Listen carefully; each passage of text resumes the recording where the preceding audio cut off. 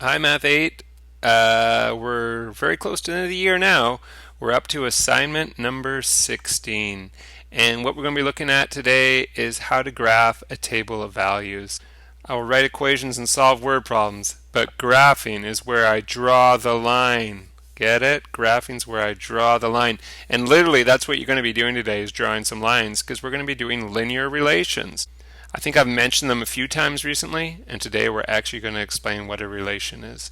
So, what a relation is a relationship, surprise. It's a correspondence or a relationship between x values and y values. So it's kind of like all the patterns you've done so far in this chapter. You know, we've had patterns where it's done things like, oh, when it's 1, it's 4, and when it's 2, it's 5, and when it's 3, it's 6. What would it be when it's 4? It would be 7. How come? If these are our x and these are our y, what's the relationship here? Well, it looks to me like the y is always 3 more than the x. Okay, it's a simple relation in this case, but we have a relation where the y is always 3 more than the x.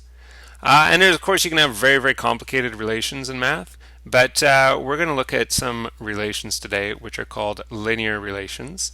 And it turns out there's 5 different ways to represent relations. There's actually 6. But I'm not going to go through the 6th one, which is called mapping. It's probably the least common one.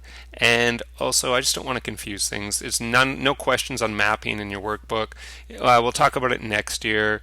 If you're interested, look up mapping in math. Otherwise, I'm just going to give you 5 ways to represent a relation. So, in no particular order, one way you can represent a relation is in words. So, let's do an example. Let's say the relation was y is twice as much as x. Okay, that's a relation. I've explained what the correspondence or the relationship is between all the x values and all the y values. All the y's are twice as much as the x.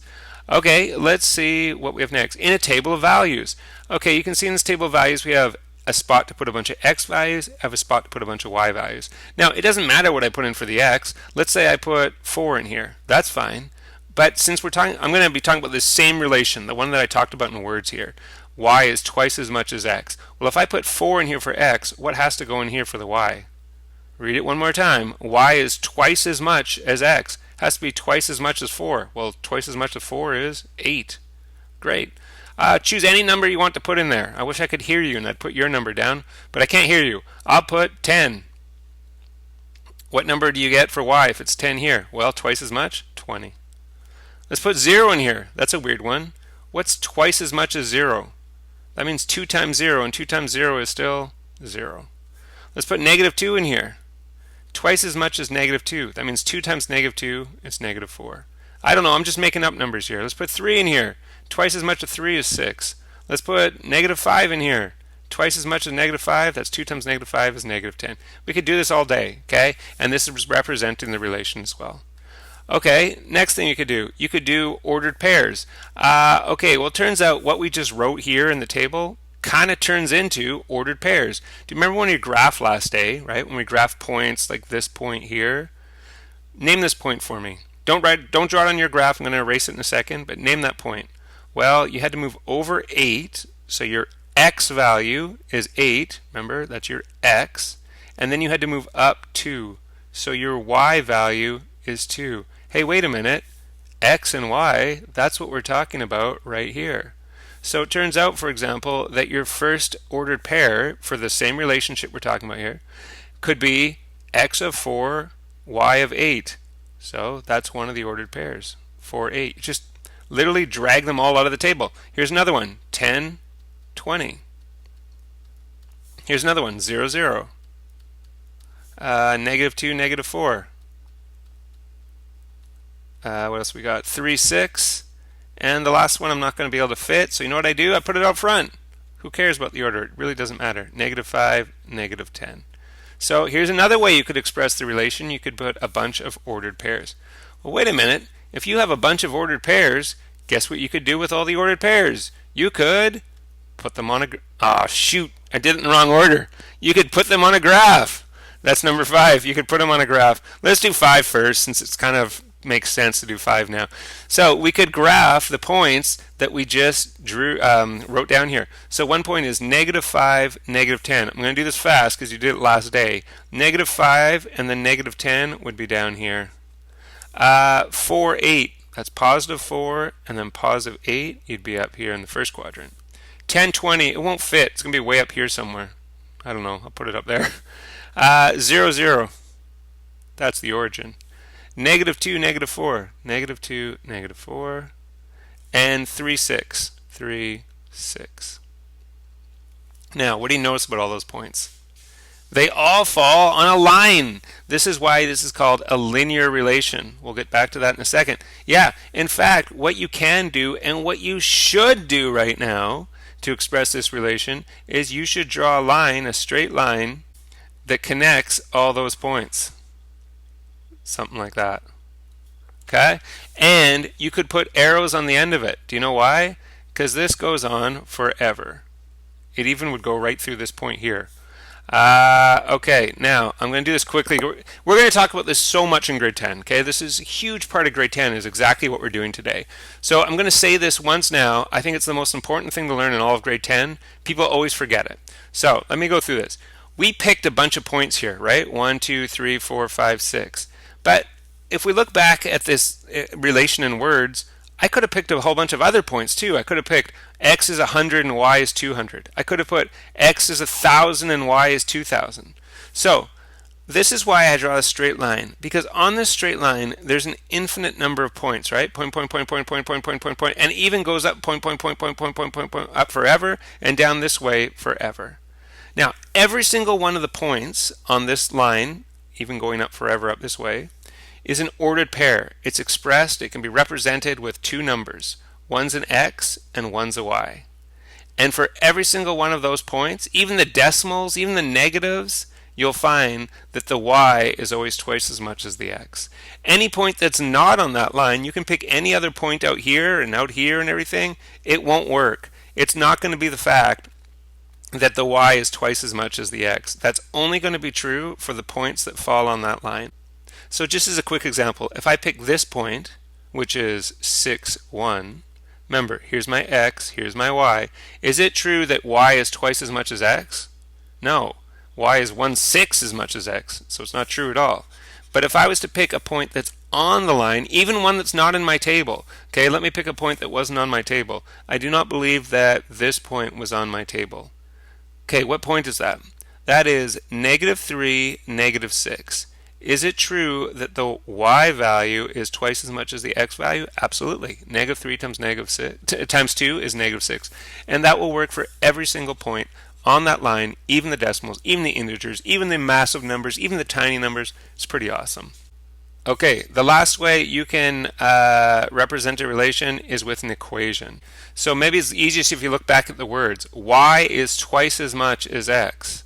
In other words, to get y, what you have to do is multiply x by 2. Isn't that what we did every time? So your equation is y equals 2 times x, or just 2x. There's your equation. So all 5 of these things, the words, the table, the ordered pairs, the graph, the equation, they all represent the same relation.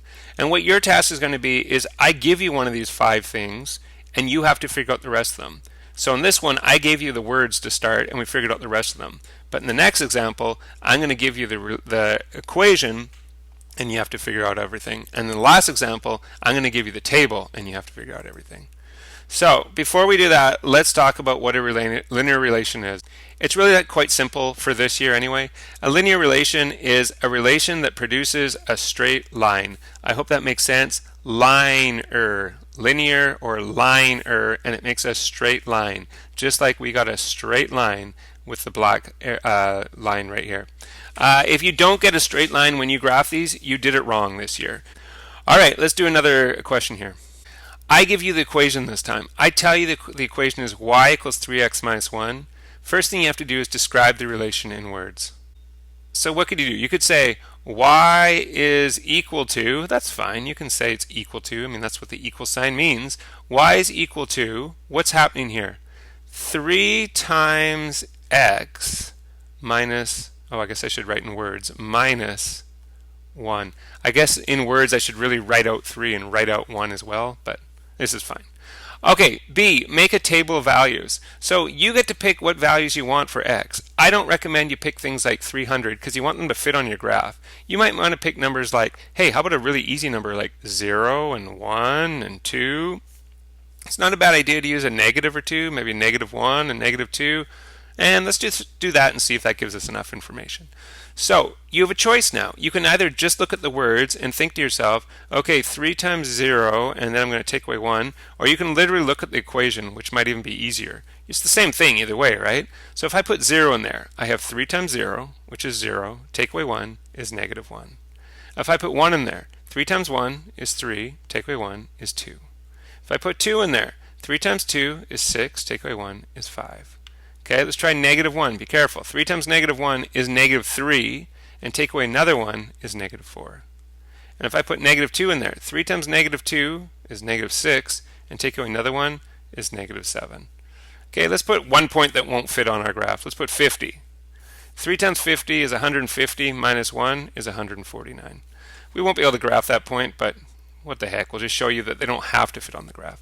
Okay, let's graph them. Remember, these are ordered pairs now. I didn't give you room to write them all down. I thought it was kind of redundant. But for example, your ordered pairs are 0, -1, and 1, 2. I'm not going to write them all, right? One more, and 2, 5, and -1, -4, -2, etc. Okay, so let's go. 0, -1. Be careful, that's not here. That's -1, 0. It's 0, don't move in this direction, and then go down to -1. 1, 2, over 1, up 2. 2, 5, over 2, up 5. -1, -4, over to the -1 and then down to -4. And -2, -7, over to -2, down to -7. Do you feel good about this? You should. Do you know why?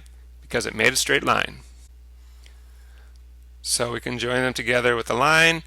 Let's put arrows on the end of our line and we're all good to go. We've graphed the relation.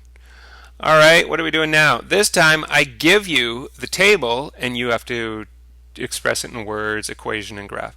So I guess it'd be easiest to do the graph next, wouldn't it? But I'll do it in the order it says. Describe the relation in words. So here's where you have to look at the pattern again. You got to figure out what the pattern is. 1, 3, 2, 6, 3, 9, 4, 12. Do you see what the relationship is between 1 and 3, and then 2 and 6, and 3 and 9? What you should notice is every time it's 3 times as big. So you could say something like y is 3 times as big as x. Okay? Write an equation that represents it. Oh, well, what we're doing is we're multiplying x by 3 to get y. So y equals 3 times x, or 3x. And then we're going to graph it. We can do that pretty fast because we already have the table of values. And remember, those make ordered pairs. One ordered pair is 1, 3. So over 1, up 3. 1, 2, 3. Another ordered pair is 2, 6. Over 2, up 6. 1, 2, 3, 4, 5, 6. Another ordered pair is 3, 9. Over 3, up 9. Doing it fast again. 4, 12 won't fit. It's up here somewhere. 5, 15 won't fit. 6, 18 won't fit. Uh-oh, we only have 3 points. What's the minimum number of points you need in order to graph a line? 2. If I draw any 2 points, there's only one line that goes through them. So 2 is the minimum. It's great to do 3. Do you know why? Because if you do 3, you can catch yourself if you make a mistake. Let's say my first point was there, second point was there, third point was there. Uh-oh, something's wrong. And then I recheck my points and I'm like, oh, whoops, I made a mistake. This point actually didn't go there. That third point there, or the second point I suppose, went there. Hey, now they're in the line. I know, are pretty well sure I did it right. So 3 points minimum is kind of the rule, but really you only need 2 if you're really being accurate about it. All right, we got our 3 points. They're all in the line. Let's draw a line to connect them.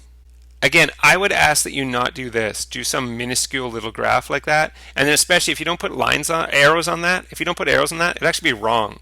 You need to put arrows on this thing, or even better, draw it like this. Fill that graph up. I'd rather you drew it like that and didn't write arrows than did some minuscule little line. But I'm going to put arrows on the end as well. I'm a good student. Okay, make a table of values and graph the following relations. Now, these two are weird because it only says y equals 4. What do I do with the x? Well, you know what? It actually doesn't matter what you do with the x because y is equal to 4. In other words, y is always 4. It doesn't matter what goes in the x, y is always 4. So what can I put into the x? Anything you want. How about 0? How about 1? How about 2? How about negative 1? How about negative 2? Look what we got. We got our ordered pairs. So let's graph it. One ordered pair is 0, 4. Don't move in the x direction and move up 4. Then we have 1, 4. Over 1, up 4. Then 2, 4. Over 2, up 4. Then negative 1, 4. Over 1 to the left and up 4. And negative 2, 4. Do you see what's happening here? It's a straight line again, but this time it's completely horizontal. But this makes sense because for every point on this horizontal line, what's the y value of every single point here? Every single point on that line has a y value of 4. That's why the equation is y equals 4. So it turns out for every equation, if it only has a y in it, if it's like y equals 2, let's say, where would that be? That would be right here. If it was y equals negative 3, where would that be? Negative 1, negative 2, negative 3. It would be like this. They're all horizontal lines when it just says y equals. Again, I'm doing this fast. Don't worry. We'll definitely do this a lot next year. So this is just kind of a introduction. What if it doesn't say y equals? It says x equals a certain number. So in this case, negative 2. So it doesn't tell us anything about y, but it tells us that x is always equal to negative 2. So x is always equal to negative 2. We can put negative 2 into all the x's. What can we put into y? Anything we want. How about 0 again? How about 1 again? How about 2 again? How about negative 1 again? How about negative 2? These are my favorite points to use. So let's see what we get. Negative 2, 0. Well, that's over negative 2 and then 0. Negative 2, 1. Over to negative 2 and up 1. Negative 2, 2. Negative 2, 2. Negative 2, negative 1. Negative 2, negative 1. And negative 2, negative 2. Oh, look what happened this time. This time we got a vertical line. Why would that be? Because all the points, the infinite number of points that fall on that line right there, what's the x value of every single one of those points? The x value of every point on this line is negative 2. And that's why the equation is x equals negative 2. Okay, so that was a lot to take in. I hope that went okay for you. If you have problems, let me know. Here is your assignment. It is assignment 16. It's due Monday, June 8th at 3 p.m. It's an assignment in your workbook. I'm sorry it looks like such a mess here, but I actually wanted to shorten it and just pick out the questions I thought would be easiest for you. So you got number 1 BCE, 2 ABD, 3 ABCGH, and 4 AC. 3, 6, 11, 12, 13 questions. Okay, good luck everyone, and let me know if you have any problems. I'm here to help.